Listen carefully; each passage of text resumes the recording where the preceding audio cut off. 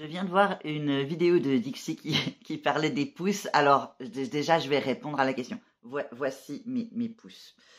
Bon, mes pouces, comme tous mes doigts, en réalité, parce que j'ai un peu d'hypermobilité dans les doigts, là, on le voit, mais sont très ennuyants. En fait, je dis souvent que en termes d'hypermobilité, par rapport à ce que je vois chez beaucoup de gens, y compris des personnes qui n'ont pas de syndrome d'Air dans l'os et de troubles du spectre de l'hypermobilité, en tout cas à leur connaissance, mon corps est très nul, très ennuyé. Enfin, j'ai vraiment le basique du basique. Et c'est vrai que les pouces, je vois énormément de pouces, comme les tiens, Dixie, où ça va vraiment très fortement vers l'arrière. Et j'en avais parlé à mon ergothérapeute à l'époque. Là, en ce moment, elle est en congé, donc c'est pour ça que je dis à l'époque, j'ai pas eu l'occasion dernièrement. On parlait souvent de certaines interrogations que j'avais par rapport à l'hypermobilité, puis la prévalence de certaines choses que je voyais. Et les pouces hypermobiles comme les tiens, Dixie, font partie des choses que j'observe le plus fréquemment, parce que souvent les gens font des trucs avec leurs mains et tout ça, et qui me sautent aux yeux, et que je comprends pas pourquoi ça ne saute pas aux yeux des autres. Et je lui en avais parlé, et en fait, elle a émis l'hypothèse. Je pense que c'est avec tout l'amour que j'ai pour mon ergothérapeute, hein, parce que je l'apprécie énormément. C'est un peu une hypothèse sortie du cul, hein, voilà, je vais le dire comme ça. Non, mais probablement que c'est plus fréquent en Suisse, parce que en Suisse, les gens ils aiment bien faire du ski. Du coup, quand tu fais du ski, t'as plus de chances d'avoir des accidents, puis de te péter le pouce, et puis peut-être que du coup, quand le pouce se répare, il peut y avoir des fois de l'hypermobilité en conséquence. Ça arrive de certaines articulations qui deviennent hypermobiles à la suite d'un traumatisme, à la suite d'être cassé. D'ailleurs, c'est assez marrant parce que l'inverse arrive aussi. Ça arrive que si vous pétez des trucs ou s'il y a des blessures, tout d'un coup, la zone qui était hypermobile devient moins mobile. Le corps humain. Mais du coup, elle disait non, en fait, vraiment, c'est pas le truc. Si entre guillemets, il y a que un pouce hypermobile, calme-toi, Cory, ça va aller. Elle l'a pas dit comme ça, mais c'est ce que ça voulait dire. J'essaye. C'est vrai que généralement, ça va être un pouce hypermobile, plus quand les gens vont faire des trucs comme ça, quand ils vont parler avec leurs mains, puis qu'ils vont faire des trucs avec leurs doigts.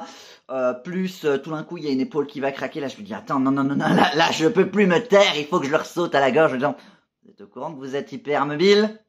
C'est à tout hasard, vous n'avez pas des douleurs chroniques, des blessures fréquentes, migraines, troubles gastro-intestinaux? Non, juste comme ça. Au cas où, on sait jamais. C'est des trucs qui arrivent souvent.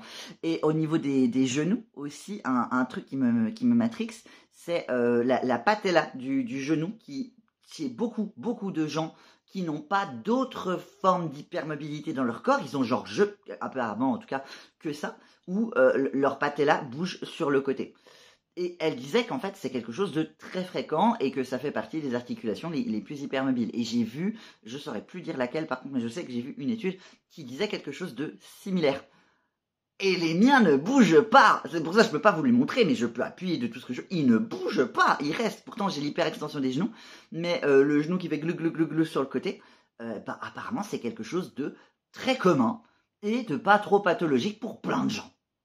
Et moi, je me demande, mais comment est-ce qu'ils arrivent à marcher si leur patelle a fait comme ça et qu'il n'y a pas de douleur et que ce soit pas pathologique? Enfin, c'est pas logique.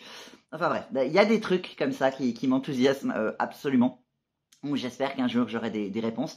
À titre informatif, les mains, les doigts font partie des zones les plus hypermobiles pour tout le monde et particulièrement pour les adultes. C'est ce qui se voit le plus. C'est pour ça que ça me fait toujours beaucoup rire que la zone de mon corps où j'ai commencé à perdre de l'hypermobilité en premier, c'est les mains. Genre le signe de gang du CED où tu appuies avec ton avant-bras.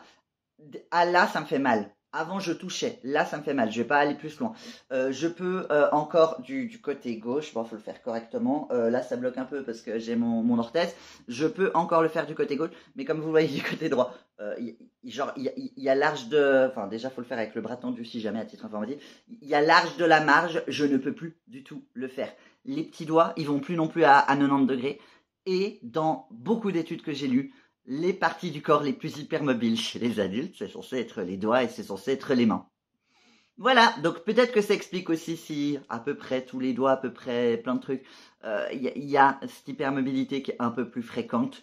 Ça explique peut-être pourquoi beaucoup de doigts sont très... voilà. Ça me semble un peu plus logique que l'hypothèse que non, mais en Suisse, vous aimez bien faire du ski, puis vous cassez un peu la gueule, et puis de temps en temps, vous vous pétez le pouce, et puis quand ça se répare, il est tordu, quoi. En plus, elle le dit pas du tout comme ça, parce qu'elle a pas l'accent vaudois. Elle est française, à la base. Voilà. En tout cas, j'ai eu beaucoup de plaisir à avoir tes pouces, Dixie, à avoir les pouces de tout le monde. J'adore voir vos articulations hyper mobiles, moi, à chaque fois, vous le savez. C'est pour ça que Tony m'a tagué, vous le savez, vous le savez. Bisous, bonne cuillère, bye bye.